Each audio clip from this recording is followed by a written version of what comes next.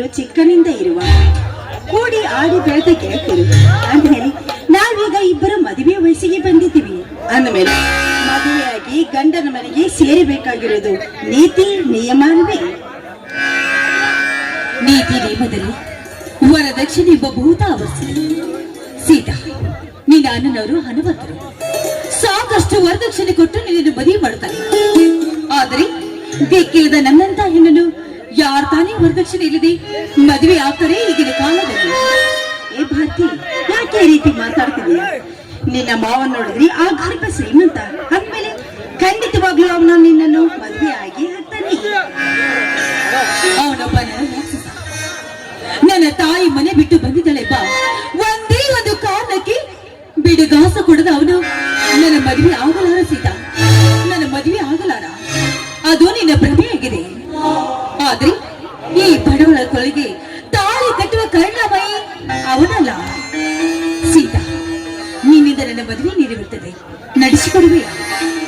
ನನ್ನ ಗೆಳತಿಯ ಬಾಳಿನಲ್ಲಿ ನನ್ನಿಂದ ಸಹಾಯವಾಗತ್ತೆ ಅಂತ ಅಂದ್ರೆ ಯಾಕೆ ಇಲ್ಲ ಅಂತ ಹೇಳಿ, ನನ್ನಿಂದ ಏನಾಗ್ಬೇಕು ಅಂತ ಹೇಳಿ. ಸೀತಾ, ನೀ ನನ್ನ ಅಶೋಕನ ಮೇಲೆ ನಾನು ಮನಸೋತ ಹೋಗಿದ್ದೆ. ಈ ಎರಡು ಜೀವನವನ್ನು ಒಂದುಗೂಡಿಸಿದ್ರೆ ವರದಕ್ಷಿಣೆ ಪರಿತಾಪಕ್ಕೆ ಸಿಕ್ಕ ಈ ಭಾರತೀಯ ಬಾಳು ಹಸಿರಾಗುತ್ತೆ. ಸೀತಾ ತಂಗಿ, ಇದೇನಮ್ಮ ದೇವಸ್ಥಾನಕ್ಕೆ ಹೋಗಿ ಬರ್ತೀನಿ ಅಂತ ಹೇಳಿ ನಡು ದಾರಿಯಲ್ಲಿ ನಿಂತು ಭಾರತಿ ಜೊತೆಗೆ ವರದಕ್ಷಿಣೆ ಬಗ್ಗೆ ಮಾತನಾಡ್ತಾ ಇದೆಯಲ್ಲ, ಏನಮ್ಮ ಇದು? ಅಣ್ಣ ಬಾಯಿಲಿ, ಅಣ್ಣ ಮೊದಲು ಕೈ ಕೊಡು. ಭಾರತಿ, ಕೈ ತಾ. ನೋಡಣ್ಣ, ಭಾರತೀಯ ಕೈ ಹಿಡಿದು ಇವರ ಕೊಳಗೆ ತಾಳಿಯನ್ನು ಕಟ್ಟಿ ಇವಳನ್ನು ನಿನ್ನ ಬಾಳ ಸಂಗಾತಿಯನ್ನಾಗಿ ಮಾಡಿಕೊಳ್ಬೇಕಾದ್ರೆ ಈ ನಿನ್ನ ತಂಗಿ ಆಸೆಯನ್ನ.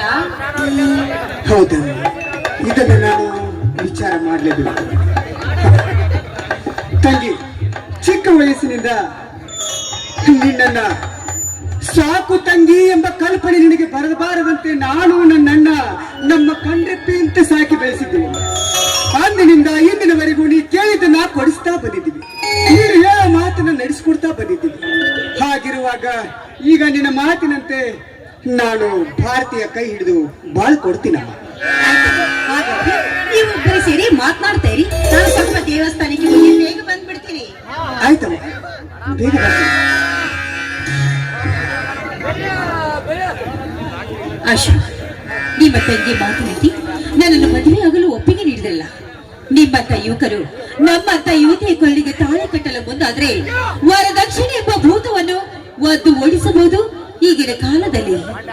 ಹೌದು ಭಾರತಿ, ಈ ವರದಕ್ಷಿಣೆ ಎಂಬುದಕ್ಕೆ ಬೆನ್ನು ಹತ್ತಿ ಅದಷ್ಟ ಹೆಣ್ಣು ಹೆತ್ತವರ ಗೋಡು ಕತ್ತರಿಸಿ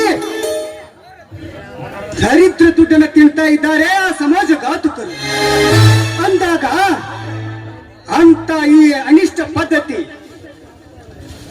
ಮಟ್ಟ ಹಾಕಬೇಕಾದ್ರೆ ಮಾನವಂತ ಹೆಣ್ಣು ಮಕ್ಕಳು ಕೈಯಲ್ಲಿ ಖಡ್ಗವನ್ನ ಹಿಡಿದು ವರದಕ್ಷಿಣೆ ಕೇಳುವ ಲುಚ್ಚ ನನ್ನ ಮಕ್ಕಳ ಕತ್ತನ್ನ ಕತ್ತರಿಸಿ ಹಾಕಿದಾಗಲೇ ಈ ವರದಕ್ಷಿಣೆ ಎಂಬ ಪದದ ನಿರ್ನಾಮಕ. ನಿಮ್ಮ ಮಾತು ನೂರು ಸತ್ಯವಾಗಿದೆ ಅಶೋಕ್. ನನ್ನಂತ ಬಡವಳ ಕೈಗೆ ತಾಳಿ ಕಟ್ಟಲು ಮುಂದಾದ ನೀವೇ ನನ್ನ ಪರಮೇಶ್ವರ, ನೀವೇ ನನ್ನ ಸ್ವರ್ಗ ಅಂತ ಭ್ರಮರಿಸಿ ಬಂದ ಭ್ರಮರ ನಾನು. ನಾನೇ ನಿನ್ನ ಸ್ವರ್ಗವೆಂದು ಭ್ರಮಿಸಿ ಬಂದ ಭ್ರಮರ ನೀನಾದರೆ ನನಗೆ ಬಯಸದ ಭಾಗ್ಯ ಭಾಗ್ಯ. ಭಾರತಿ, ಇದೇ ಸಂತೋಷದ ಸಮಯದಲ್ಲಿ ನನಗೊಂದು ಸಿಹಿ ಮುತ್ತಿನ ಕಾಣಿಕೆ ಕೊಟ್ಟು ನಿನ್ನ ಮಧುರವಾದ ಕಂಠದಿಂದ ಒಂದು ಇಂಪಾದ ಪ್ರೇಮ ಗೀತೆಯನ್ನು ಹಾಡಬಾರದೆ ಚಿನ್ನ?